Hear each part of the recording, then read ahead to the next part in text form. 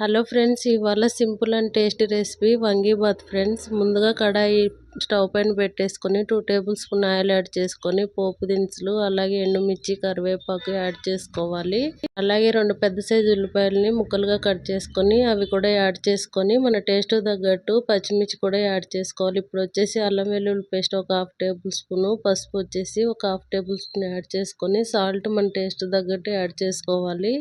ఇలా అన్నీ యాడ్ చేసిన తర్వాత మనం పచ్చివాసన పోయేంత వరకు అల్లం వెల్లుల్లి పేస్ట్ ఫ్రై చేసుకోవాలి ఫ్రెండ్స్.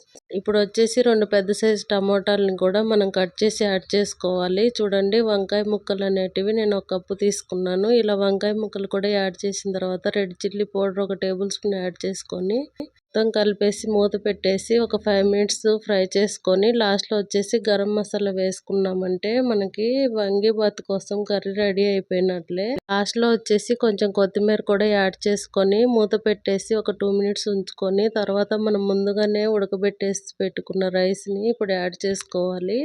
ఇలా రైస్ని కూడా యాడ్ చేసుకున్న తర్వాత బాగా కలిపేసుకొని లాస్ట్లో కొంచెం కొత్తిమీర చల్లేసుకున్నామంటే మనకి వంగీబాత్ రెడీ అయిపోయినట్లే ఫ్రెండ్స్. ఇది వచ్చేసి లంచ్ బాక్స్ లేకైనా లేదంటే అప్పటికప్పుడు కూర ఏం లేనప్పుడు ఇలా తయారు చేసుకున్నామంటే సరిపోతుంది ఫ్రెండ్స్. చాలా టేస్ట్గా ఉండిద్ది రైస్ వచ్చేసి.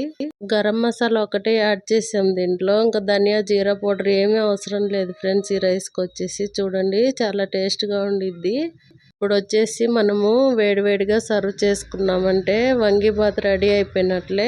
మీరు కూడా తప్పకుండా ఈ రెసిపీ ఒకసారి ట్రై చేసి మీకు ఎలా వచ్చిందో నా కామెంట్ రూపంలో తెలపండి ఫ్రెండ్స్.